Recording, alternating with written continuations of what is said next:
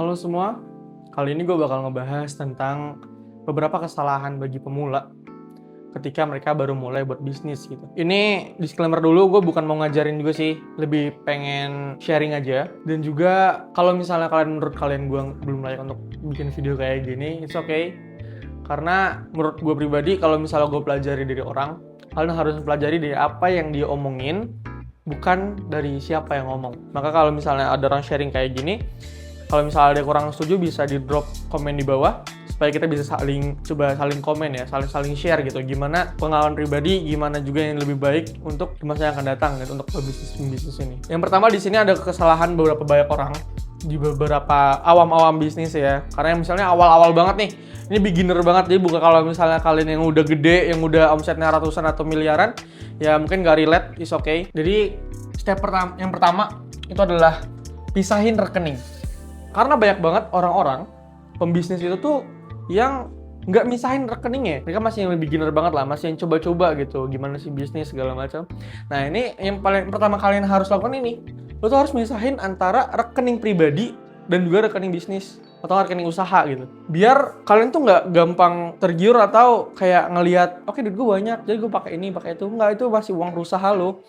Jadi lu pisahin antara dua rekening ini, jangan digabungin. Dan lu tuh ngambil dividen atau gaji aja. Dan itu tuh lu limitin ya. Misalnya gaji lu oke, di usaha gua mau limitin gaji gua 5% dari total omset atau aset gitu ya.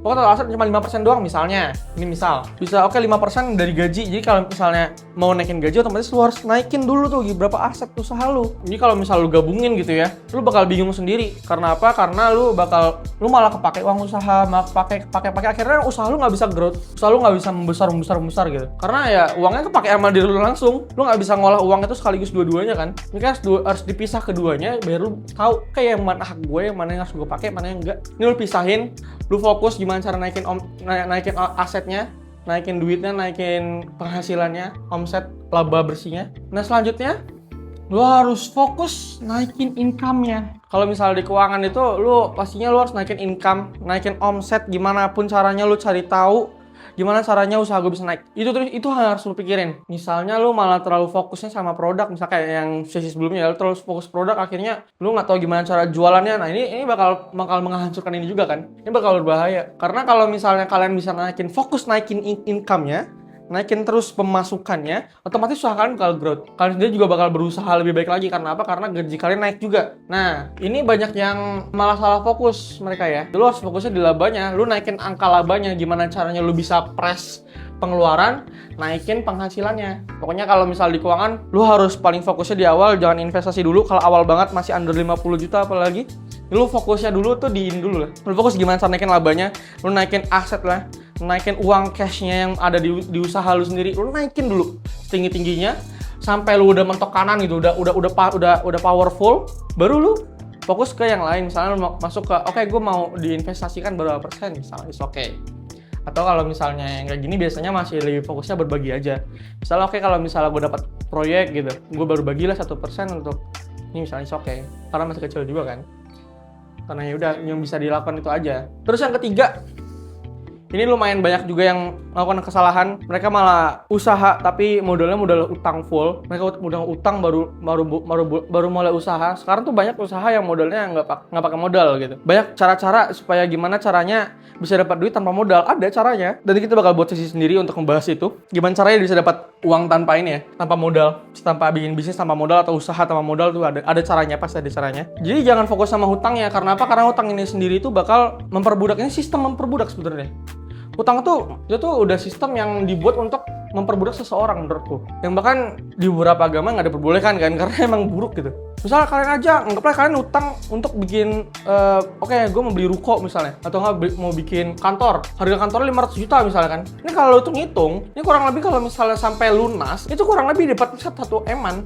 Lu hasilnya misalnya ini yang 15 tahun atau berapa tahun gitu ya. Pasti lebih mahal, hampir 2 kali lipat. Anggapannya udah kayak lu beli rumah 2 gitu. Udah beli ruko 2 rasanya. Jadi memang banyak orang-orang di luar sana tuh yang lebih merekomendasikan pembisnis mulai itu untuk nyewa aja dulu gitu. Coba dulu, sewa dulu. Soalnya kalau misalnya sewa, ya kalian nggak bakal rugi-rugi banget gitu kan. Kan nggak bakal kena interest yang gede-gede ini. Mungkin sekian dari sharing kali ini.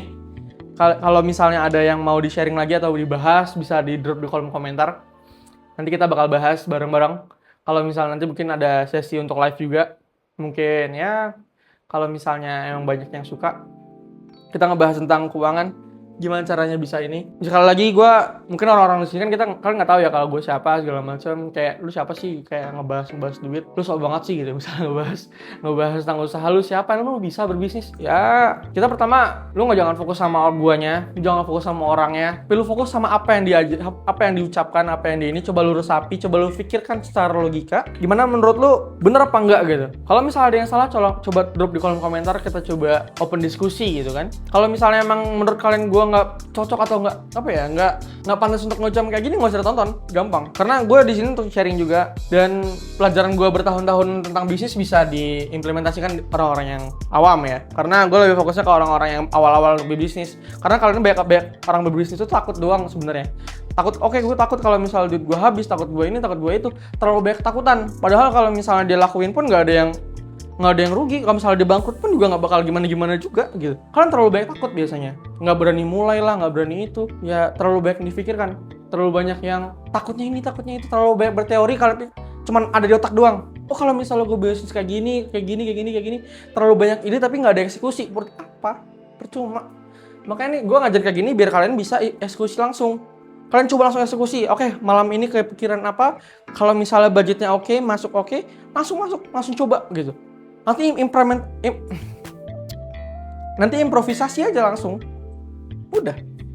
Kalau misalnya emang gagal, oke, coba lagi. Itu yang kita bahas di yang sebelumnya ya.